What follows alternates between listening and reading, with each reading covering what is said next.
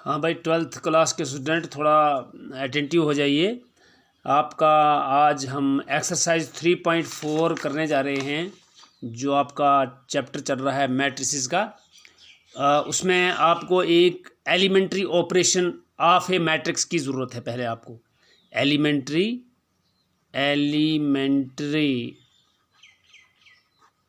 Elementary operation या transformation of a, इसको transformation भी बोलते हैं, ट्रांसफॉर्मेशन भी इसको बोलते हैं, ऑफ मैट्रिक्स। मसलन आपके पास एक ए मैट्रिक्स है, यह है A1 A2 A3, ठीक है, B1 B2 B3 C1 C2 C3। Suppose ये इस किस्म का मैट्रिक्स है। आप एनी टू रोज़ और एनी टू कॉलम्स को इंटरचेंज कर सकते हैं, यानी आप ऐसा भी लिख सकते हैं B1 B2 B3 A1 A2 A3, ऐसा कर सकते हैं आप। C1 C2 C3, ये इक्वल आएगा, इसमें कोई चेंज नहीं होगी। तो यहाँ आप क्या लिखेंगे, आप लिखेंगे इसको, हमने क्या, इसको डिनोट कैसे करेंगे, इसको आप डिनोट करेंगे कि आपने क्या किया है, किस किस को ट्रांसफार्म किया है। आपने R1 और R2 को ट्रांसफार्म किया है, तो आप ऐसे लिख सकते हैं अप्लाइंग R1 टू R2, ऐसे R1 टू R2 यानी आपने R1 की जगह R2 लाया और R2 की जगह R1 लिया। देखिए R1 आपका A1 A2 A3 थी और वो R2 के पास चली गई, और R2 के पास B1 B2 B3 था, तो ये आपका हो गया R1 बन गया। यानी आपने इसको इधर लाया, R1 को R2 के पास लाया और R2 को R1 के पास ले गए, तो इसको ऐसे लिखते हैं R1 टू R2 ट्रांसफॉर्मेशन। इसी तरह से अगर आप इसको ऐसे भी लिख सकते हैं, यानी आप इसको लिखते हैं A इज इक्वल टू, अगर आपने कॉलम वाइज करना हो आप ऐसे, इसको आप ऐसे भी लिखते हैं A1, नहीं आप ऐसे इसको A3 B3 C3 लिख सकते हैं इधर, और A2 B2 C2 को चेंज नहीं किया। अब A3 B3 C3 को आपने इसकी जगह लाया, इसको यहाँ लाइए A1 A2 A3। इसको आप कैसे लिख सकते हैं, डिनोट कैसे कर सकते हैं आप इसको, अप्लाइंग C1 और C3 आपने किया, ऐसे भी आप इसको कर सकते हैं। इसी तरह से आप क्या, अगर आपके पास सपोज़ मैं छोटा सा A लूँगा, A इज इक्वल टू आपका है A1 A2 B1 B2, यानी स्क्वायर मैट्रिक्स है, ये आपका स्क्वायर मैट्रिक्स है। ऊपर भी स्क्वायर मैट्रिक्स था, ये भी आपका स्क्वायर मैट्रिक्स है। तो इसमें आप क्या कर सकते हैं, इसमें आप ऐसा कर सकते हैं, अगर आप इसको K से मल्टीप्लाई करोगे, तो आप इसको किसी भी रो को, आप रो 2 को कर रहे हो, आप लिख सकते हो इज इक्वल टू, अगर आप इसको किसी कांस्टेंट से मल्टीप्लाई करोगे, सपोज़ आप चाहते हो R2 को आप चाहते हो KR2 से करना, KR2 से, तो आप इसको लिख सकते हो A is equal to A1 A2, आपका आएगा KB1 और KB2। आपने पूरी R2 को KR2 से लिखा है। ये भी तो multiplication of the elements of any row और column by a non zero number, आप इसको बोल सकते हैं, या कांस्टेंट भी बोल सकते हैं, बाई नॉन, लेकिन ज़ीरो नहीं होना चाहिए। ज़ीरो से करोगे मल्टीप्लाई तो ये सारी ज़ीरो हो जाएगी, तो वो ज़ीरो मैट्रिक्स बन जाएगा। इस तरह से आप addition to the elements of any row और column the corresponding elements of any other row और column multiply a non zero number, ऐसा भी हो सकता है। आप ऐसा कर सकते हो, आप इसी को करना चाहोगे ऐसा कि आप R1 को यहाँ A इज इक्वल टू जो आपने लिखा है, आप इसको करोगे A1 प्लस KB2, ठीक है, आप लिखोगे इसको A2 प्लस KB2, ऐसा भी लिख सकते हो आप। नीचे लिखेंगे आप इसको यहाँ पे आप लिखेंगे B1 और B2। मैं इसको लिख रहा हूँ, किसको, इसको। आप इसको अप्लाइंग क्या लिख सकते हैं, अप्लाइंग आप इसको लिखते हैं कि मैंने R1 जो किया है वो किया है R1 प्लस KR2, ऐसे किया है। देखो इसको बोलते हैं addition, addition to the elements of any row. इसको आपने एडिशन किया, इसको आपने एडिशन किया, एडिशन किया विद एनी रो, इस रो के साथ, यानी इसको, इसमें आपने एडिशन किया, A1 में ऐड किया, क्या किया ऐड आपने B1, लेकिन B1 को आपने क्या किया है, multiply with a non zero number, यानी इसी को बोलते हैं addition to the elements of any row और column, the corresponding elements of any row और column multiply by any non zero number. तो इसको आप लिखते हैं R1 प्लस KR2, आप इसको लिख सकते हैं, या जो भी आप इसको बना सकते हैं। तो आप एनी रो को किसी दूसरे रो के एलिमेंट से प्लस करेंगे और उसको किसी भी नॉन ज़ीरो नंबर से मल्टीप्लाई भी करके ऐसे भी लिख सकते हैं आप इसको। तो ये सारा जो है एलिमेंट्री ऑन ऑपरेशंस है। फिर आपका होता है inverse of a matrix, inverse of a matrix. तो इन्वर्स ऑफ ए मैट्रिक्स कब एग्जिस्ट करता है, ये हर हालत में सेम ऑर्डर होना चाहिए। और क्या होना चाहिए, ये होना चाहिए आपका इन्वर्स ऑफ ए मैट्रिक्स कब आपका करेगा, जब रेक्टेंगुलर मैट्रिक्स के पास इन्वर्स मैट्रिक्स नहीं होता है। इन्वर्स मैट्रिक्स के लिए ज़रूरी है कि उसका वो स्क्वायर मैट्रिक्स होना चाहिए और सेम ऑर्डर होना चाहिए। सेम ऑर्डर होगा तो स्क्वायर मैट्रिक्स नेचुरली हो जाएगा। तो इन्वर्स क्या होता है, कब एग्जिस्ट करता है, जब आपका मसला आपने पढ़ा है, अगर आपके पास A एक मैट्रिक्स है, इसको आप IA भी लिख सकते हैं, ठीक है, और इसको आप IA और AI भी लिख सकते हैं। यहाँ आपको मैं प्रूव करके दूंगा, थ्योरम भी आपकी इसकी है।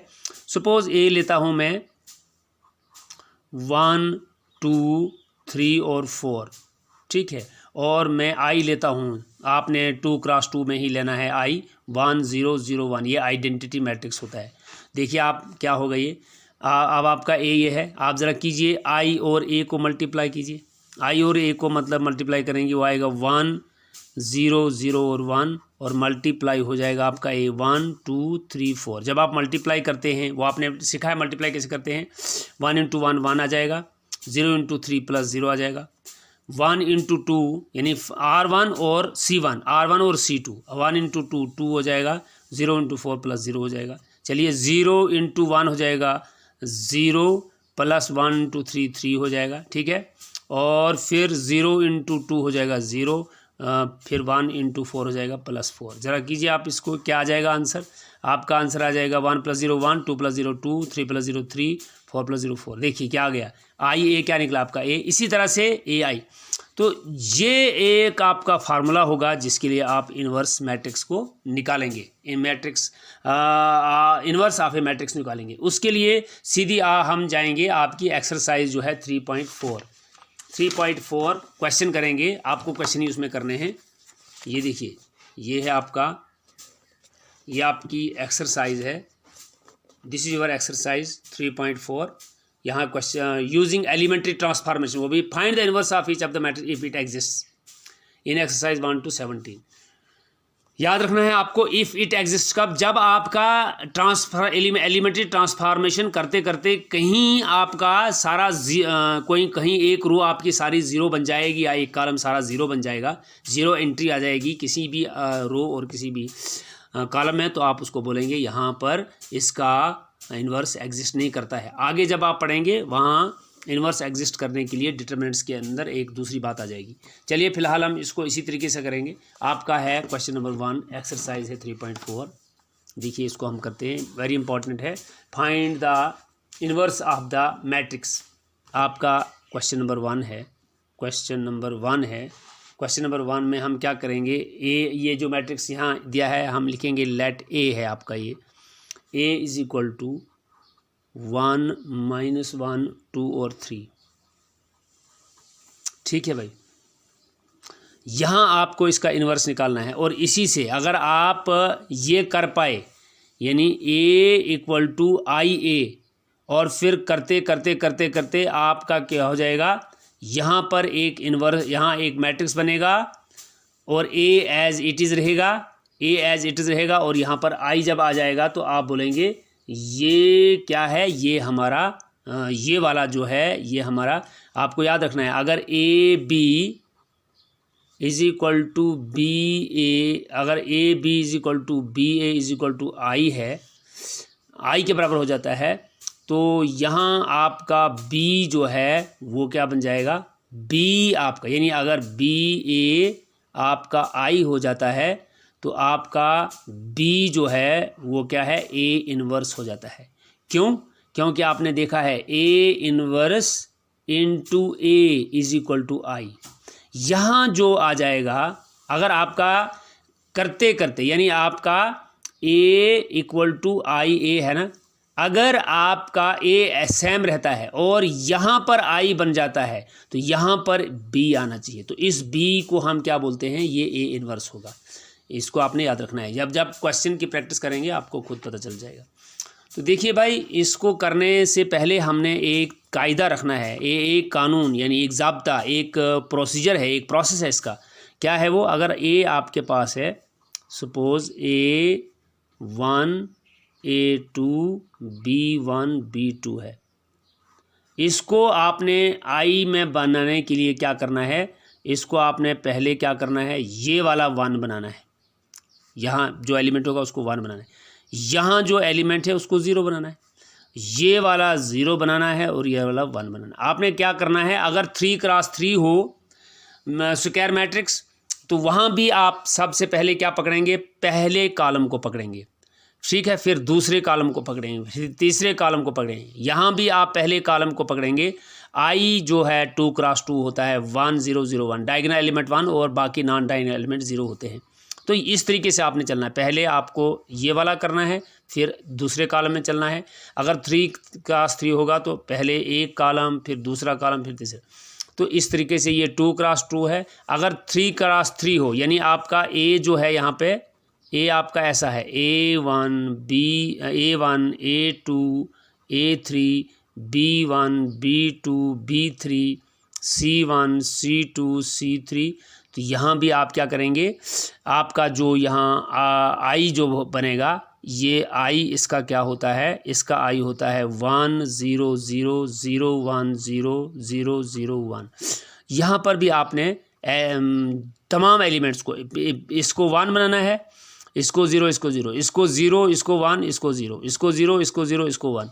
तो इस तरीके से आपने पहले कॉलम को यहाँ लाना है, फिर ऐसा कॉलम बनाना है, फिर ऐसा कॉलम बनाना, और बनेगा कैसे, by transformation, elementary transfer operation जो करके, जो अभी मैंने आपको बताया। इस तरीके से क्वेश्चन करोगे ज़्यादा क्लियर हो जाएगा। थोड़ा सा 2-3 बार आपको वीडियो देखनी पड़ेगी और उसके बाद ही आप इसको समझिए। चलिए, यह आपका रफ वर्क था, इसको हम ऐसे रखते हैं, यहाँ पे देखिए आप लिखेंगे राइट या वी हैव या राइट भी आप लिखते हैं, right A is equal to I A. अभी मैंने आपको बताया करके, ऊपर एग्जाम्पल से बताया था यहाँ करके कि कैसे ए इक्वल टू आई ए के बराबर होता है ना, यहाँ मल्टीप्लाई करके मैंने बताया। अब क्या करना है, आपने लिखो इसको, अब आप इसको इम्प्लाइज ए, आप यहाँ जो है इस साइड ए लिखो, क्या लिखोगे, 1 -1 2 और 3, यही है ना ए आपका, ए है ना आपका 1 -1 और 2, लिखो ये इज इक्वल टू आई की जगह आप क्या करोगे, आई की जगह आप लिखोगे आई जो है, I means identity matrix of 2 order 1 0 0 1, और ए को नहीं छेड़ो, ए को ऐसे रखो, ठीक है। जब आपका ये आई बन जाएगा, इधर एक मैट्रिक्स बनेगा और ए, तो ए और वो मैट्रिक्स जो है वो ए इनवर्स होगा, वही ए इनवर्स होगा। जब आपका यहाँ आई आ जाएगा और यहाँ एक मैट्रिक्स आ गया, इधर ए होगा, तो यहाँ क्या होगा, तो आई बनेगा। आपको मैंने अभी बताया कि A inverse into A is equal to I, तो फिर ए के साथ यहाँ ए इनवर्स आ जाता है। देखिए अब हम क्या करेंगे, आप अप्लाई कीजिए, ये 1 बना हुआ है, मैंने बोला 1 बनाना है, इसको आपने 0 बनाना है। तो आप क्या करोगे, ये 0 बनेगा। आप इसको किस तरीके से करोगे, आप इसको कर सकते हो applying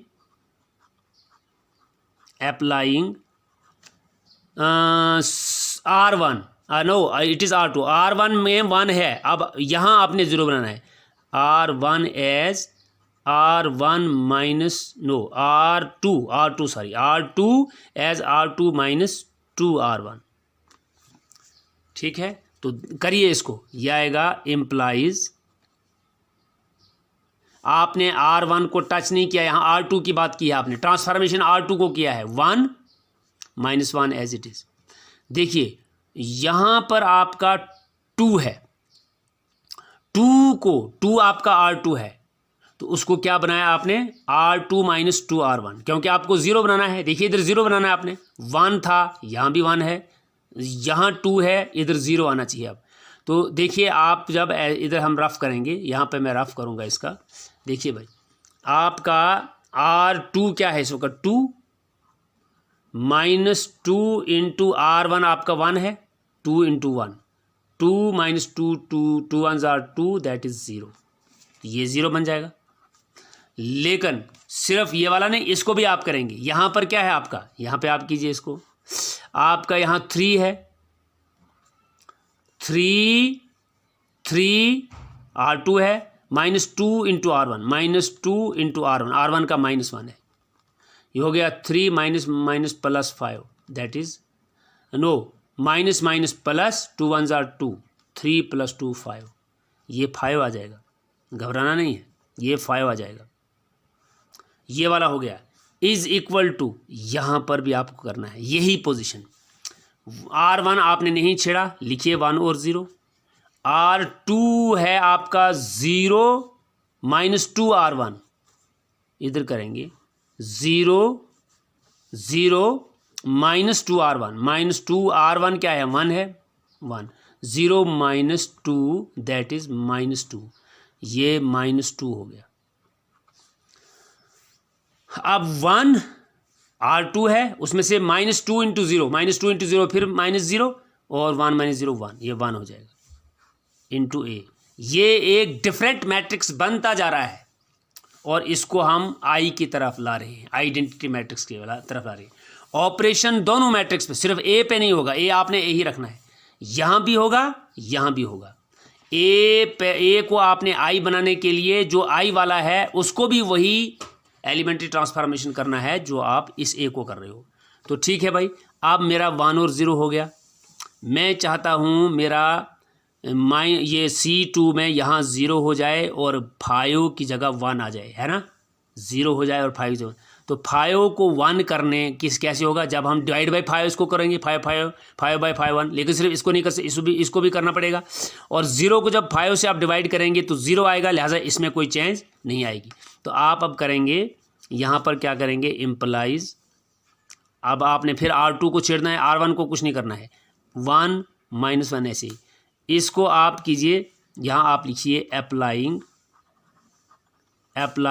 R2 as 1/5 R2 as 1/, इसको आप, वो जो मैं आपको बोल रहा था, क्या बोला था मैंने सेकंड में, इस तरीके से जैसे आप इसने यहाँ पर आपने किया था, ये के R2 को के अब यहाँ आपका 1/5 आ गया।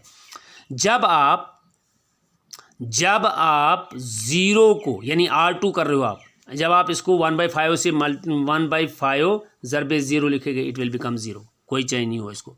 अब आप 1/5 × 5 कर रहे हो, 5 1s are 5, दैट इज़ 1, तो 1 हो गया, ये मुझे चाहिए, ये मेरे पास आ गया, इज इक्वल टू, इधर आपने R2 को ऑपरेट किया है, आपने R1 को नहीं किया है, तो 1 0 जैसे है वैसे ही रहेगा, ठीक है। यहाँ जब आप इसको 1/5 से मल्टीप्लाई करोगे R2 को, तो ये -2/5 आएगा, और 1 को 1/5 से मल्टीप्लाई करोगे, ये 1/5 आएगा, ठीक है, इंटू A, क्योंकि A आपका ऐसा ही रहना चाहिए, इसको आपने छेड़ना नहीं है। चलिए अब क्या रहा मेरे पास, 1 0 1 0, यहाँ 1 यहाँ 0, तो -1 को मैं 0 कैसे बना सकता, भाई मैं जब R1 को करूँगा R1 + R2, -1 + 1 0 हो जाएगा। अब आप अप्लाई करेंगे यहाँ पे, अप्लाइंग R1 एज R1 +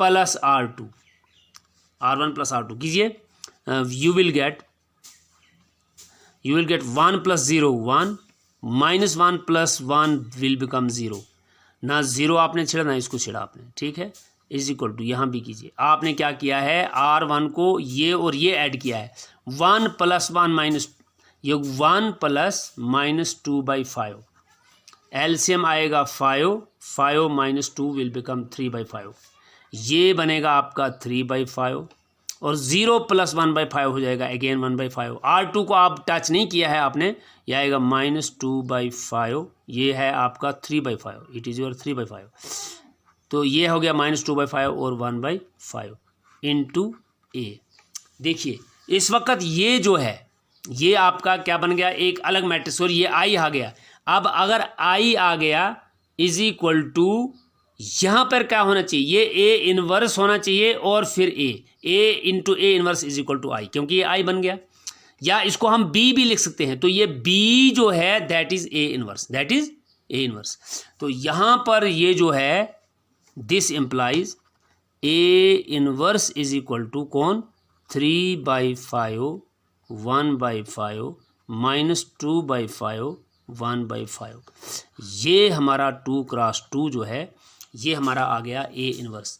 तो ये ए था आपका और ये आपका ए इनवर्स हो गया। अगर आपको और सर्टिफाई करना है कि हमारा क्वेश्चन ठीक है नहीं, आप इसको और इसको मल्टीप्लाई कीजिए, आपके पास आइडेंटिटी मैट्रिक्स आ जाएगा जब आप ये और ये मल्टीप्लाई करेंगे।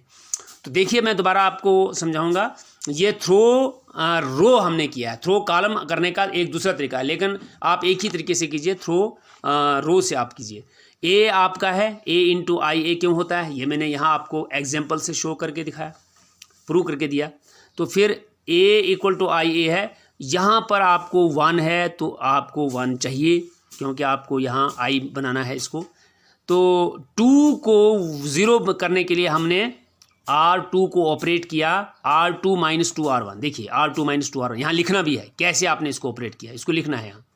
तो जब मैंने R2 को R2 - 2R1 किया तो मेरे पास ये आ गया और ये आ गया, क्योंकि R1 मैंने छेड़ा नहीं, ये बन गया, लेकिन R2 चेंज हो गई और यहाँ भी R2 चेंज हो गई। जो आप इधर कर रहे हो तरीका इस्तेमाल हुई, R2 - 2R1 ये आपको प्रैक्टिस से आएगा, जितना आप प्रैक्टिस करेंगे आपको पता चलेगा। अब हाँ आपका 1 0 ये वाला कंप्लीट हो गया, -1 और 5। अब आपने क्या करना है, यहाँ देखना है आपने, मैं इसको पहले टच करूँ या इसको करूँ। तो यहाँ भाई बाई 5 और बाई 5 दोनों से करूँगा, 0 0 ही रहेगा। ऐसा नहीं कि इसको 1 लाने के लिए यहाँ कोई चेंज हो जाए, यहाँ 0 रहना चाहिए, क्योंकि आपने इसको लाया है, खुद लाया है, अब इसको चेंज नहीं करना है।